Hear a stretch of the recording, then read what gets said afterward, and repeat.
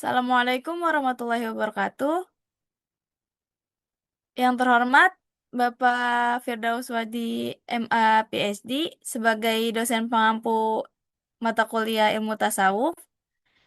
Izin memperkenalkan diri, kami dari kelompok 11 akan menjelaskan materi tentang ahwal dalam mutmainah dengan beranggotakan Brian Adam, Alfat Oktorea Adu, Esa Amanda Ramadhani, dan saya sendiri Sanul Lutfia. Next, dan penjelasan makna jiwa akan dijelaskan oleh Alfat. Di sini ada makna jiwa mutmainah. Secara bahasa berarti jiwa an-nafsu al-mutmainnah. An-nafs al-mutmainnah yang tenang, tentram, dan damai. Dalam konteks Islam dan tasawuf, ini adalah tingkat perkembangan jiwa tertinggi dan paling sempurna yang dapat dicapai manusia.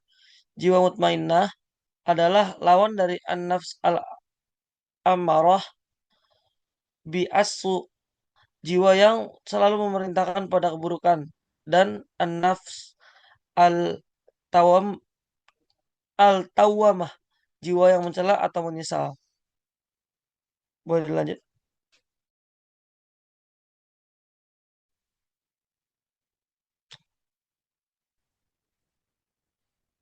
Oke, di sini ada dalil Quran tentang al-nafs al-mutmainah. Di sini saya mengambil dalil Quran tentang an-nafs al-mutmainah dari Quran surah Al-Fajr ayat 27 yang berbunyi Bismillahirrahmanirrahim. Ya ayuhan nafsul mutmainnah. Nah, yang artinya itu wahai jiwa-jiwa yang tenang, maka yang artinya itu wahai jiwa yang tenang. Nah, berdasarkan tafsir dari skripsi yang saya jadikan referensi tentang Al-Fajr ayat 27 ini, makna makna al-nafs al-mutmainah diartikan tuh sebagai jiwa yang tenang dan tentram karena telah mencapai tingkat kedekatan dan juga kepasrahan total kepada Allah Subhanahu wa taala. Al-Nafs Al-Mutmainah adalah puncak ketenangan spiritual yang dicapai melalui keimanan, kepasrahan, dan ketaatan kepada Allah. Jiwa seperti ini tuh tidak mudah goyah oleh ujian hidup dan selalu merasa dekat dengan Allah, baik di dunia maupun di akhirat. Nah, bagaimana sih proses mencapai Al-Nafs Al-Mutmainah ini? Jadi jiwa menjadi tenang yaitu mutmainah ketika seseorang yang pertama selalu berzikir dan mendekatkan diri kepada Allah. Nah, habis itu setelahnya ada membersihkan hati. Jadi hati ini tuh ibarat cermin gitu ya. Kelalaian dan dosa adalah nodanya, sementara zikir adalah pembersihnya. Dengan selalu berzikir, hati menjadi jernih dan mampu membedakan yang hak dan juga yang batil. Kedua, yang ketiga bersikap sabar, tawakal dan menerima takdir dengan ikhlas. Nah, ketiga sikap ini adalah paket utuh nih dalam menghadapi ujian dan ketetapan atau qadar dari Allah Subhanahu wa taala. Nah, mungkin itu saja gitu ya penjelasan singkat dari saya tentang dalil Quran An-Nafs Al-Mutmainah. Boleh digeser, saya ganti ke slide berikutnya.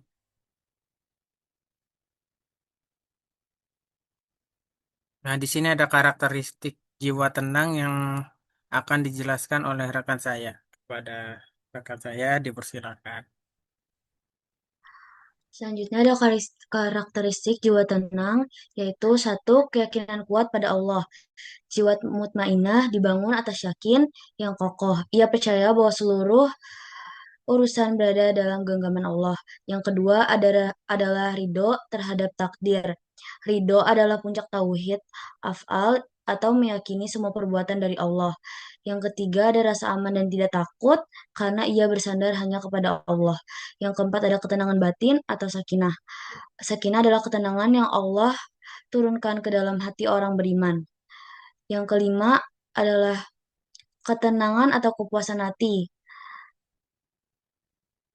itminan adalah keadaan ketika hati tidak lagi digoncang oleh dunia. Ia puas, merasa cukup terhadap apa yang Allah beri. Yang keenam, syukur dan sabar. Yang ketujuh, ikhlas dan zuhud. Jiwa yang tenang selalu memurnikan nilai ikhlas hanya untuk Allah. Yang kedelapan, mengingat Allah, yaitu dengan berzikir. Yang kesembilan, ketakwaan atau ketaatan menjalankan perintah Allah dan menjauhi larangannya. Kesepuluh, kaya hati atau qanaah. Qanaah adalah merasa cukup dengan pemberian Allah. Ia tidak ia tidak berarti miskin usaha, tetapi tidak tamak, tidak gelisah mengejar yang bukan miliknya. Kecukupan batin membuatnya ringan menjalani hidup. Untuk karakteristik jiwa tenang, cukup. Selanjutnya akan saya alihkan ke teman saya. Terima kasih.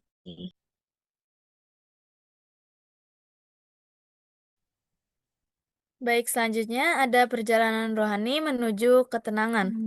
Perjalanan rohani atau suluk ini menuju an-nafs al-mutmainnah adalah proses pensucian jiwa atau tazkiyatun nufus yang bertahap. Para ulama tasawuf membaginya menjadi beberapa tingkatan nafsu. Yang pertama ada nafs al-amarah bi asu,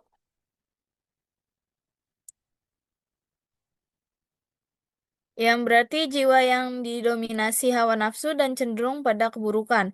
Lalu ada an-nafs al-lawwamah, yang berarti jiwa yang mulai sadar akan kesalahan dan mencela dirinya sendiri atau menyesal.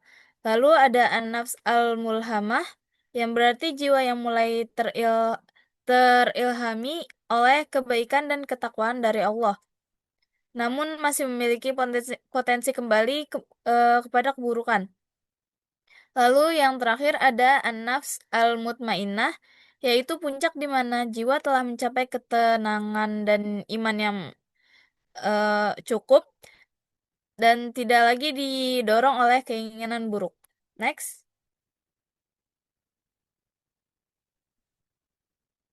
Lalu selanjutnya ada relevansi mutmainnah dalam psikologi modern, yaitu konsep an-nafs al-mutmainnah mempunyai kemiripan dengan gagasan keseimbangan mental dan emosional dalam psikologi modern.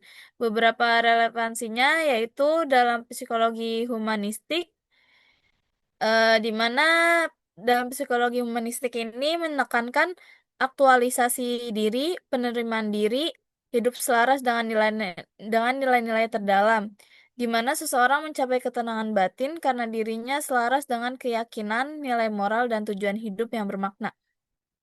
Lalu selanjutnya ada dalam psikologi positif, lebih menggambarkan kondisi batin yang tidak gelisah, mampu mengapresiasi hidup, dan menemukan makna pada setiap pengalaman. Lalu selanjutnya ada dalam terapi mindfulness, mengajarkan kesadaran penuh, penerimaan, dan kemampuan hadir pada momen kini tanpa reaktivitas berlebihan. Dan sejalan dengan adanya pengendalian emosi, pikiran yang tidak terburu-buru, dan kemampuan menerima keadaan apa adanya tanpa kehilangan harapan. Jadi, mutmainnah ini bukan cuma konsep spiritual klasik, tetapi juga relevan untuk kesehatan mental modern, membantu manusia menemukan kedamaian batin di tengah ketekanan hidup. Next.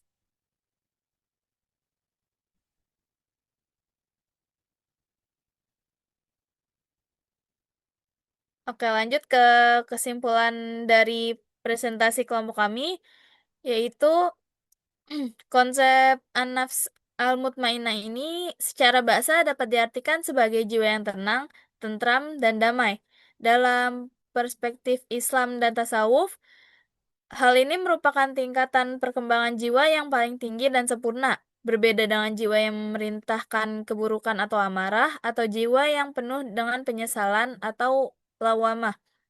Konsep ini berlandaskan pada Quran Surat Al-Fajr ayat 27 dan dimaknai sebagai puncak ketenangan spiritual yang dicapai melalui keimanan serta kepasrahan total kepada Allah sehingga tidak mudah goyah oleh ujian hidup.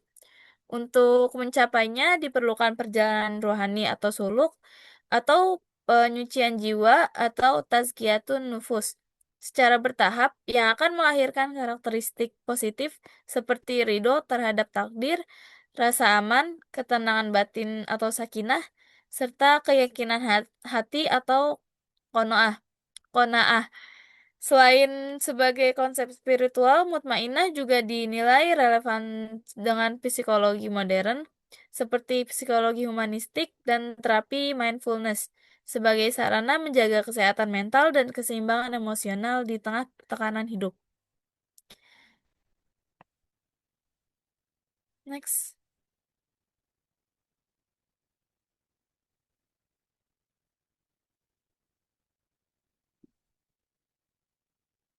Oke, mungkin sekian presentasi dari kelompok kami. Kurang lebihnya mohon maaf. Wassalamualaikum warahmatullahi wabarakatuh. Waalaikumsalam warahmatullahi wabarakatuh.